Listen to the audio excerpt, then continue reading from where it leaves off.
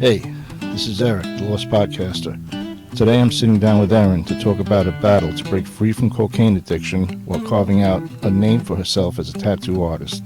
Her story isn't just about ink on skin, it's about the invisible scars we carry, the struggle for redemption, and the healing power of art. Erin's story is living proof that the art we create can sometimes save us from ourselves. We can start whenever you're ready. You ready? You want to start now? Yeah. All right, because I'm recording actually. Right?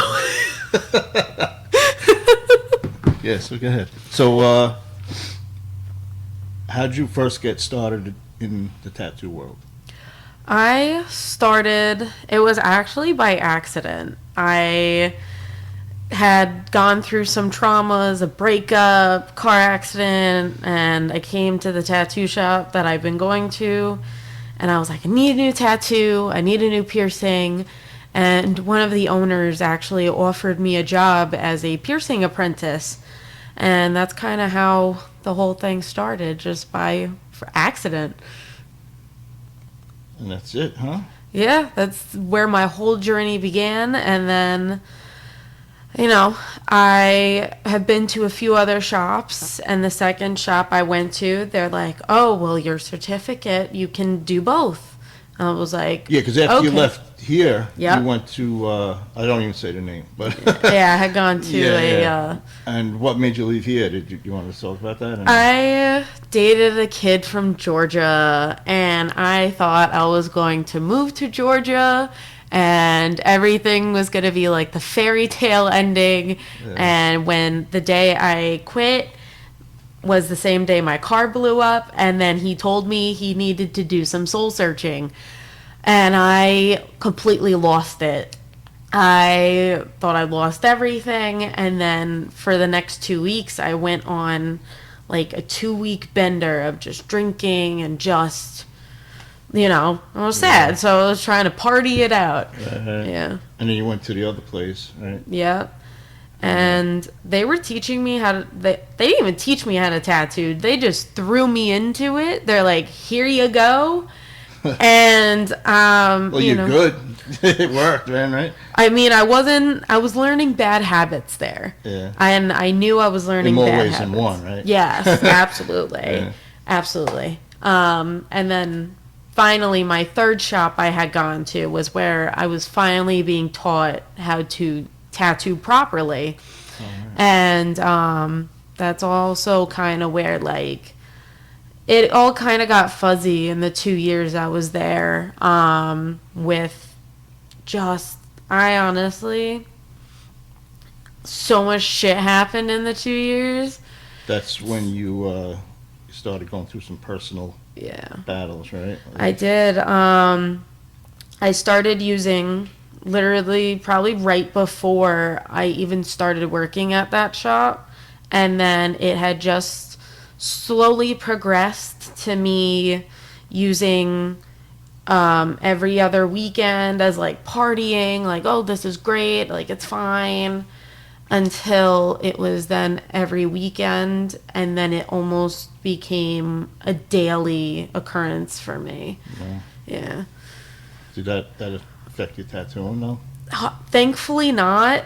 My tattoos were still coming out pretty clean, straight lines, like I made everybody super happy, but I was constantly going to the bathroom. I called the bathroom my cocaine throne while I was there, because that's where I was using the most, unfortunately. And it also didn't help that one of my coworkers was also my dealer. Oh, he probably loved payday then, right? Oh, yeah. I literally had nothing to my name. I gave that man everything I had. Like... I was spending, towards the end, I was spending like $210 a day. And the owner of the shop knew all of this? I'm pretty sure he had to have known.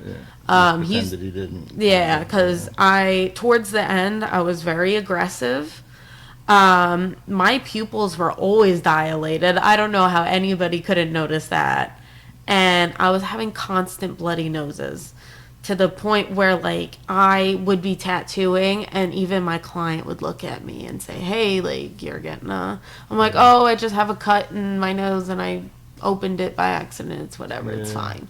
Well, when I saw you at Joel's funeral, you definitely looked like you cut down. You know what I mean? Yeah. But, you know, I didn't realize why. You know. But yeah. I was also using while I was there. Like really? I literally had gone out to my car and, you know, I had it in my car. I really don't remember much of the funeral. I remember seeing some people, but don't really remember the whole thing.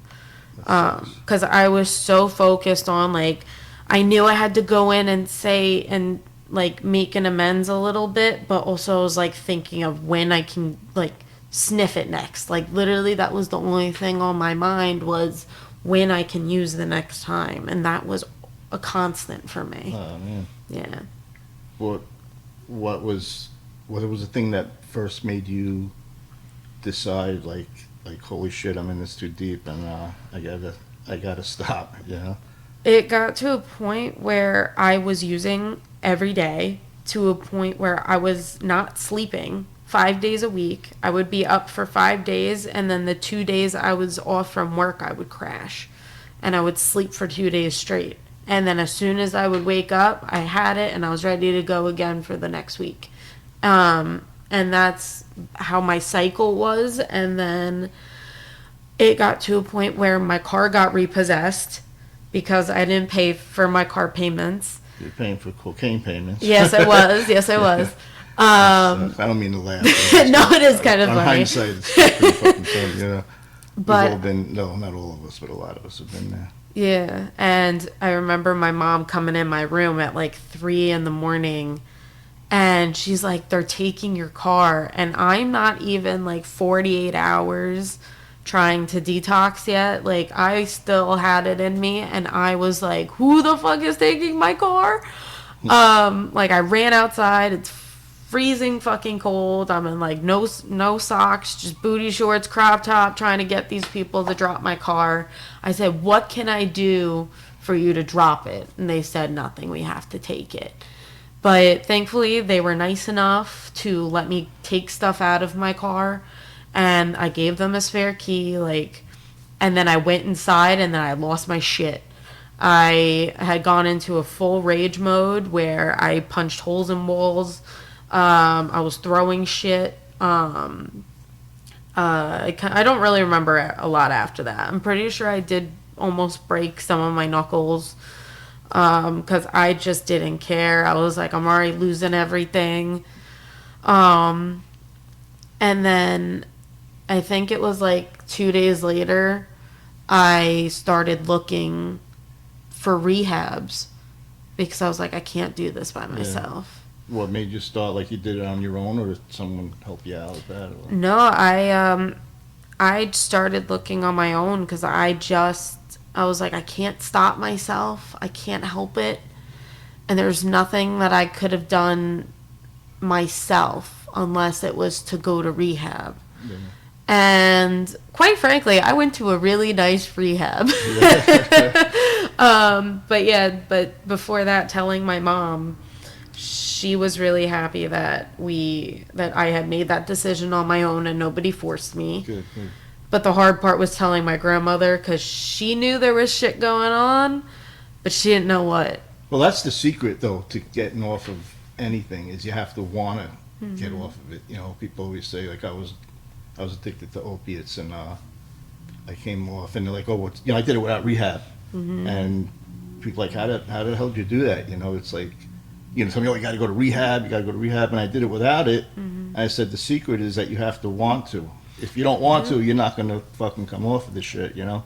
Yeah. That's like the main thing, you know? And you need a lot of support from people. I met a lot of people who, in rehab, that were either forced to go there, or that's like, not going to work for them. And you know? like some of them were court mandated to go. So depending on the people's situation, I felt like mine, like I really wanted this, and a lot of people there have been to multiple rehabs.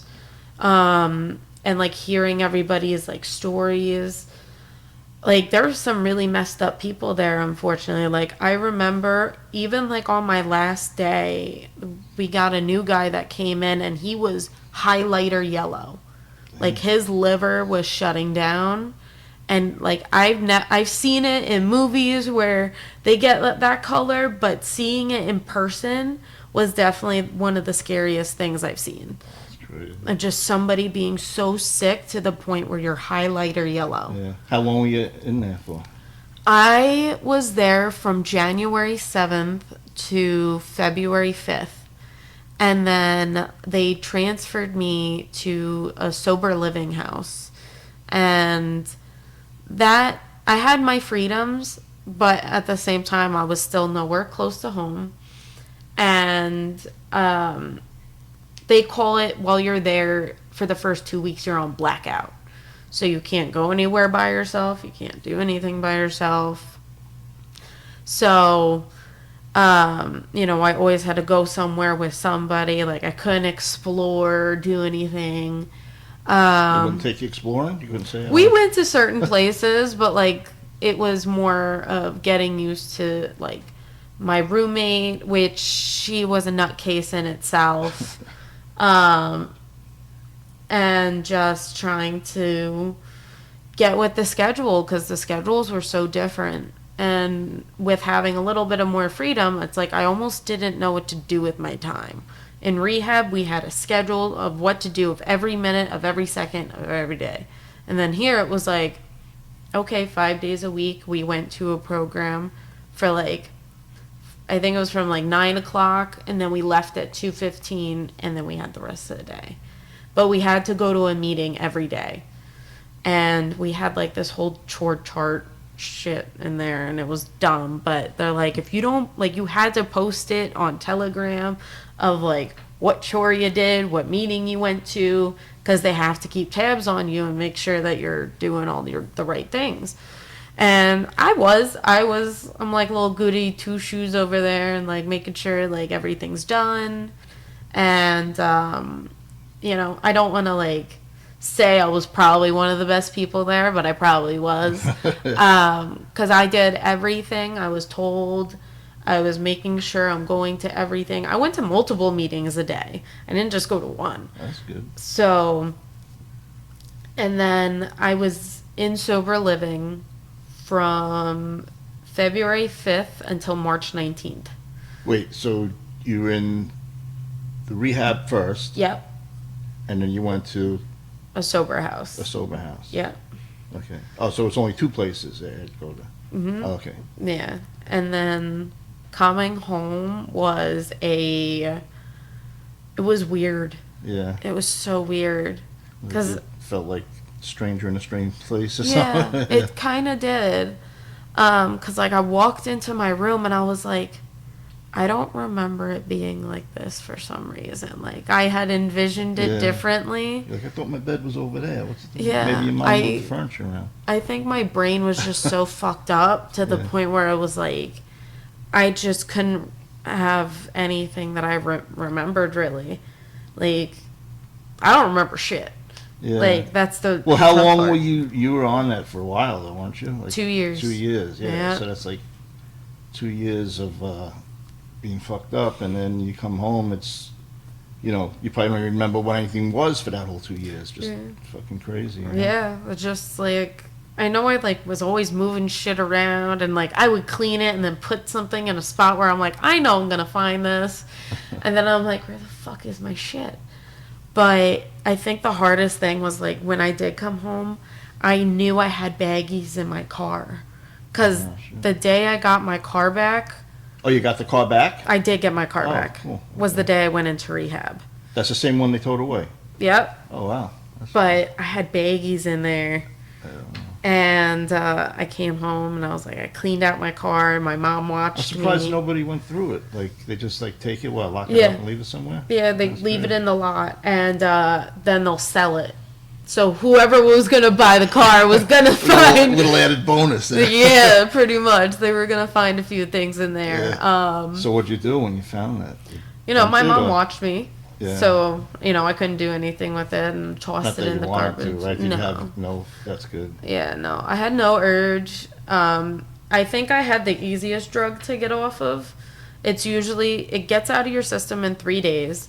And then once it's fully out, like, you really don't have the cravings. Oh, really? No. But So it's. I don't really know. Is cocaine addicting? Like, I It- guess not like heroin or yeah, opiates, no. right? But, like, once you're on it, it's like you don't want to feel the crash.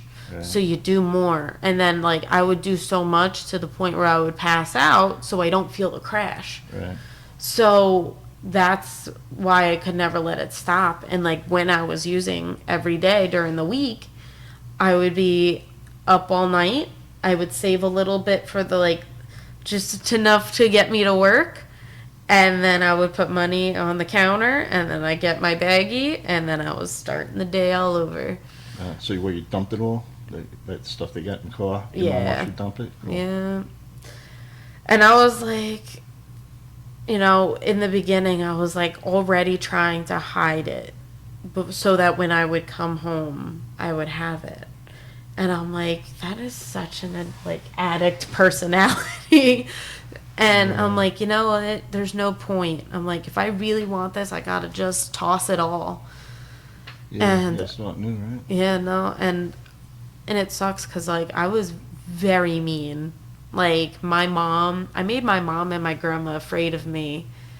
It's terrible. Yeah. No, yeah. You're They such were, a sweet person too. It's like, whoa, I can't picture that. yeah, no, I was a bitch. Like, I used every excuse to get away from them to just use. Oh, this is I got you. Yeah. And the first time my mom ever found out, it was on her 50th birthday. And she walked into my room, and I was cuddled up to a giant pile of coke on my bed. Oh shit. And What'd that's... she do? She freaked, huh? I remember looking up, and I saw her face. And she made this face that, like... I can't even describe it. It was, like, anger, disgust, just... like in one emotion, and she just, I don't know how she did it, but she made such a face, I'll never forget it. And I looked down, I was like, fuck. And she like walked away. She's like, get rid of it.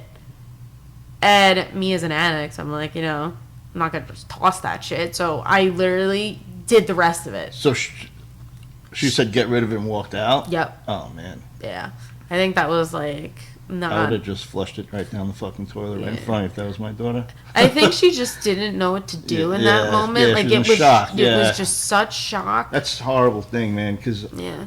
my brother Billy, I had a brother that died of what is that shit called? They give it to opium, not opium, like heroin addicts that you drink it. It's like a liquid. Yes. Methadone. Yep. And he actually died of a methadone overdose. And a while later, my father was cleaning out his room, and I was watching TV. He comes out like a shoebox, and he's like, look what I found in Billy's room, and it was hoses, spoons, Wow. and he had like tears in his eyes, like crying. If I seen him cry 3 times in my entire life, that was a lot, and that was one of the times I seen him cry. It was terrible. Yeah. Yeah, it really affects parents. It sucks. But Yeah. so did tattooing help you out? Yeah, I loved it, but more towards the end, I was doing it to just get the money so I can have my drugs. And I really wasn't caring for the person as much as I normally would have. What do you mean, like the client? Yeah. saying? Oh yeah. Yeah, like I You was just want just... to do the tattoo, get the money, get your shit. Yep. Yeah. And like I have one client that I've been tattooing the whole time I was there, and so she didn't know, but she's never seen me sober up Really? until she came here, and I tattooed her sober for the first time, and I was like, I want to let you know I'm so sorry for what I did to you. Yeah. And You felt like she met a new person, or what? yeah, she's like, you look happier, you look better. Like, when I came home, I looked like a totally different person. I sounded like a totally different person. And And I learned a lot about myself while I was in rehab. They had really good programs where they had these classes, these lectures, and like it's a disease. Addiction is a disease. Fuck yeah. And it's not something that, the first time I picked up was my choice, but any time after that, it was not a choice. I needed it to survive because I wasn't eating, I wasn't sleeping. And Coke makes you not want to eat. So because I didn't have money to eat, I would had money for Coke though. Yeah. And because I would use it, I didn't need to eat. Yeah. It gives you don't really need food. Yeah, no. I in about like 8 weeks, because I had also dislocated my jaw during this time, and I had dropped 30 pounds in 8 weeks. Wow. So by the end of it, I looked like a skeleton. I was very unhealthy looking. My eyes were very sunken in. I just looked bad. Like I was in rough shape. And then I started eating more. Like they have really good food there, I will admit. And Where? Rehab. Oh, okay. Yeah. At the first place or the second place? The first place. First place. Like they made sure you had meals 3 times a day. They had yogurt bar, salad bar. They had different foods of the week with different proteins, chicken, fish, like anything. And then going into sober living, all we had was like junk food in the house.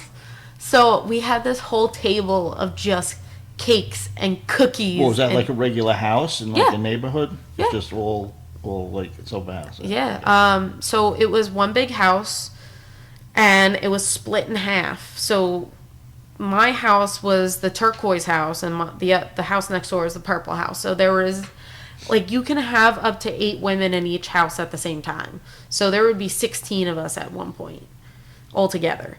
So basically, one house is 2 houses. yes. Okay. Yeah. And that was fun.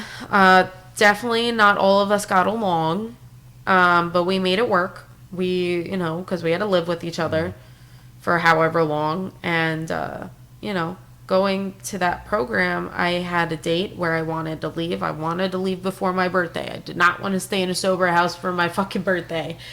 And, they're like, well, you should stay longer. And I flipped my shit because they moved up my date twice. Yeah. I wanted to leave the 14th. And then they ended up... Well, first, I didn't know that weekends didn't count while I was there. So I thought I was going to leave March 7th. And then it moved up to the 14th.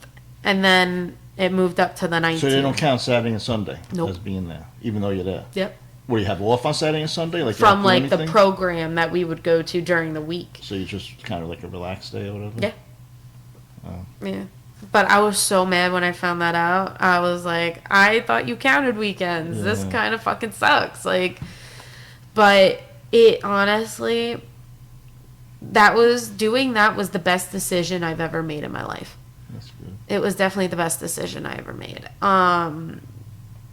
And I have no regrets about it. And I feel like if I didn't go, I would be dead. Honestly. Good alternative, then. There was definitely a few times where I have possibly almost overdosed. Like, I remember I couldn't open my eyes, and I could feel my heart. It felt like it was going to explode. And I was, like, trying and, like, fighting so hard to open my eyes. And it took everything in me to really try to just snap out of it.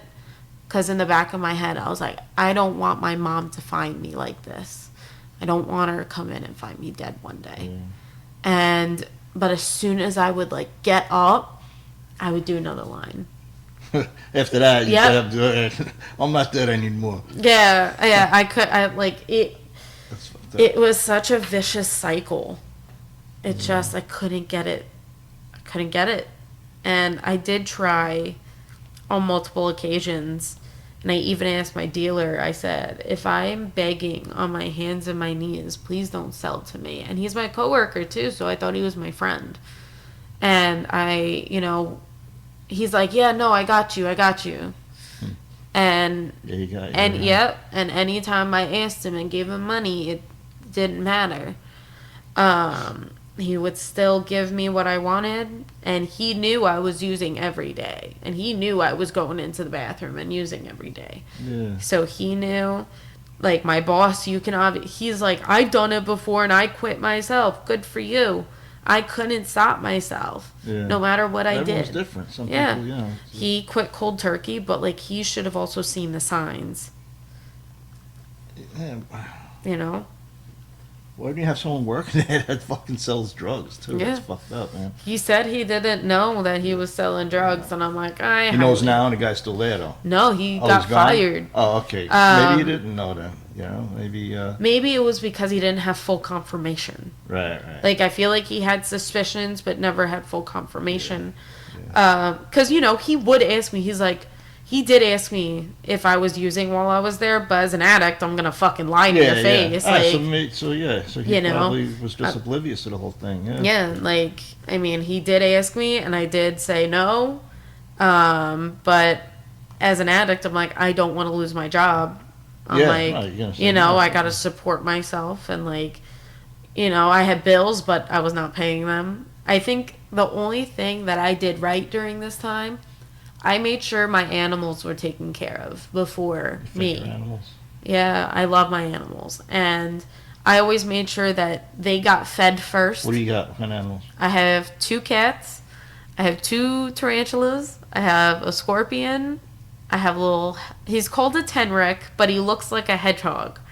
But he's not. He's like a Temu off-brand version of a hedgehog, as I would put it. And I have a fish tank. Cool. But I always made sure they were fully taken care of. And then I got my drugs. So when you're finally home and you're off of drugs, what did tattooing help you kind of recovery? What your recovery? I feel like it did. Like the whole time I was away, that's all I thought about was coming back into, like, I had nothing to do with my hands. I'm like, I have nobody to pierce and I have no one to tattoo. I don't know what to do. Like, it became my life. And now that I'm doing it right, and like my tattoos honestly look so much better. They look amazing, actually. They're really good. And like prior, I mean, they were good, but now they're really good now, and it's just gonna get better. And you know, I'm making a lot of people happy, and I'm even seeing people that I go to meetings with that want me to do memorial tattoos for them, for their family members that have overdosed. Oh, wow. I had a gentleman last Saturday, and his sister had overdosed. She had 3 different kinds of fentanyl in her system. And they, you know, I feel terrible. Like, the day I was going to tattoo him, I saw him in the meeting, and he was actually sharing his story. Wow. And this was the first time I heard about his sister. Like, I knew she passed away, but this was the first time I was hearing what had happened to her. And it made me feel so much better to be able to do that for him because of all the pain that he had gone through and his family had gone through. And he is, you know, 7 months sober, all as well, and he's doing really great. And I, you know, it's hard to make a man cry of happiness, and I think I almost got him on the verge of tears. Yeah. You know, and it was his first tattoo. He's like, we talk about God a lot in our meetings, but like we call it our higher power.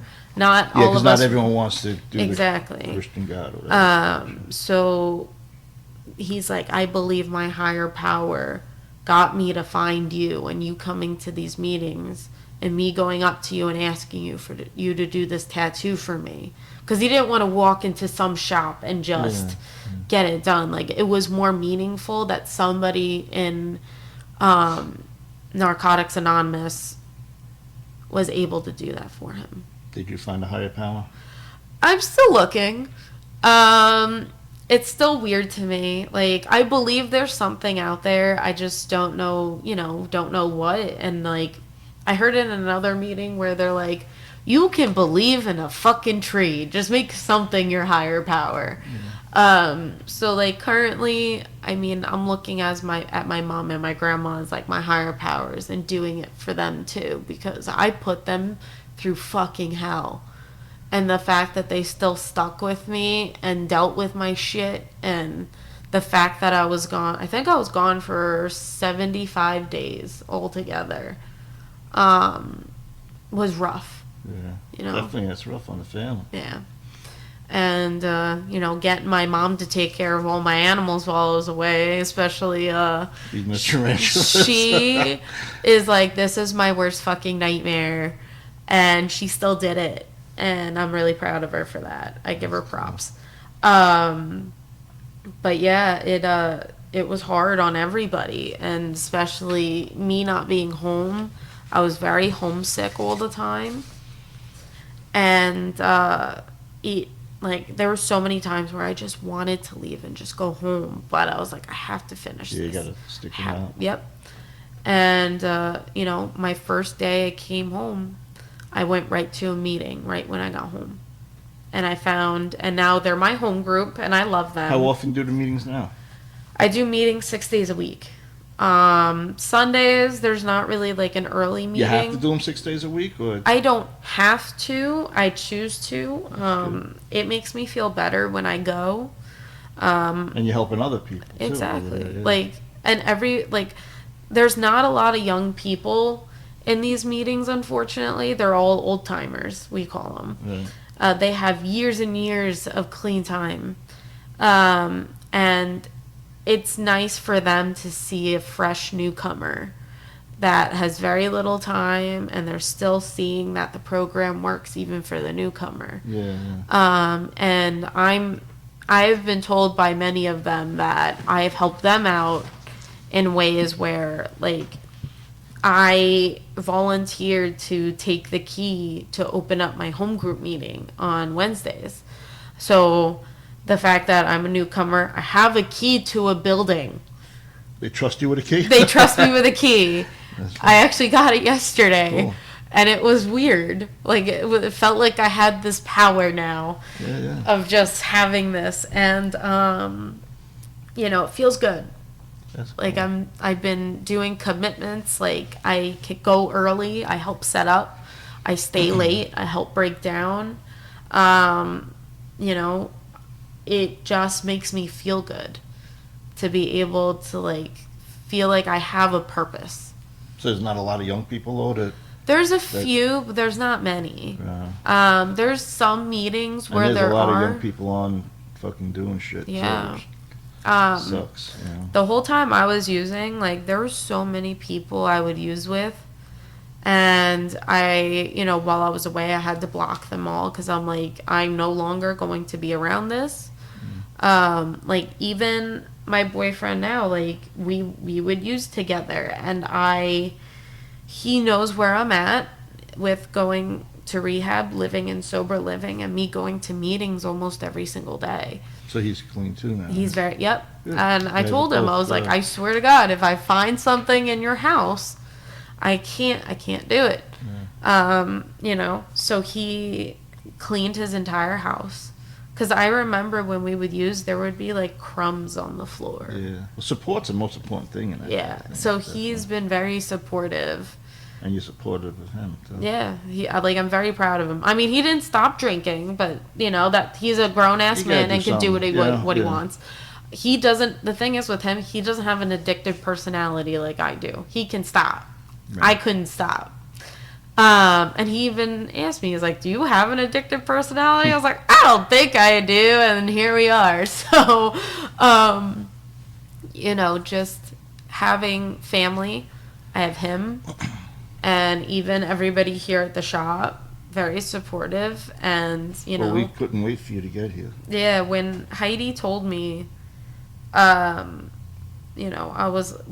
she wanted me to come back and you wanted me to come back, I was like, well, I'm an addict and I'm going to rehab. This is where I'm at. And she's like, I will wait for you. And that had to be the greatest thing I ever had to hear. Yeah. Well, before we went to the rehab, I told Heidi, I'm like, I don't want to, harass Erin like every day to come here. She goes, "Oh, don't worry, I harass her every day." Okay, cool. Yeah, she did. And I felt like I was in a rough position. Well, I really wasn't. I just didn't want to leave because I had my person there that I could get from it. Oh yeah, it's just a convenience. Yeah. That's literally kind of why I kept saying no, because I didn't want to leave that. I didn't want to give it up yet. Yeah. But every day I'm like, oh, just one more time, just one more time. Yeah. And in the book that we have, I think it's either the 12 traditions. It's like, one is too many, but 1,000 is never enough. And that is definitely one of the sayings that we have that holds true. It's like, yeah, I'm just going to do one line. It's never just one. It's never just one. So being in the programs have definitely helped a lot. And even tattooing, like, I'm helping other people in my program with tattoos. And being able to do it's that. Therapeutic, right? Yeah, it's very therapeutic. Definitely. Just being able to do good with what I have now just feels amazing. But I don't even, I never want to go back to the way I was before. That's good. It's a good attitude. And, I hear a lot of stories of relapse too. And that's the scary part. I hear, people with 30 years clean have a relapse. And that's, terrifying to me. I have one Percocet in my safe, and it's probably expired. Probably. But I leave it there just to know it's there and know that I'm not going to fucking pick it up and do it. Yeah. You know what I mean? It's just like, got to have that willpower. Yeah. In the beginning, when I was in rehab, I was like, if someone put a bag of Coke in front of me right now, I would absolutely do it. Really? Yeah. But now I would have no urge. Oh, you mean back in rehab? Back in rehab, now I was like, really? No. Man. Now I would be like, Yeah. I remember I had a dream, and somebody, it was a really giant, a plastic bag filled with Coke, and somebody, I see these hands, and they're holding it out, and then they took it and then set it on fire. And I was like, I think that was my higher power telling me that I was done. Yeah. And that was it. Definitely. Did you read that book of John I gave you? I did, yes. Yeah. I love it. Between the book of John, my Narcotics Anonymous book, and my 12 Steps traditions, and I do have a sponsor, and she is amazing. And we're going to be starting step work soon. I have yet to start the step work, so cool. I'm very excited to just get it going. Cool. Mm-hmm. So what would you say for people that someone young that's addicted to shit, because they're probably struggling, they're going through the same thing? What advice would you give them? The hardest part is surrendering. You have to surrender that you are powerless over your addiction. If you don't, you are not going to help yourself. You need to be able to admit, either to yourself or to another human being, that you are powerless over your addiction. And that is the first step of the 12 steps, is admitting that you are powerless. And admitting that you even have the addiction. Yeah. Some people are just in denial, you know? Yeah. And I was in denial for a while, and I was like, it's just a phase. I can stop whenever I wanted, until it wasn't a phase anymore. But yeah, no, if for any of the young people who are, listening to this, if you feel like you have a problem, talk to somebody about it. Admit to yourself, hi, I'm Erin and I am an addict. And that is the first step. Yeah. Cool. What did you go online and find? You could go online to Narcotics Anonymous, Long Island.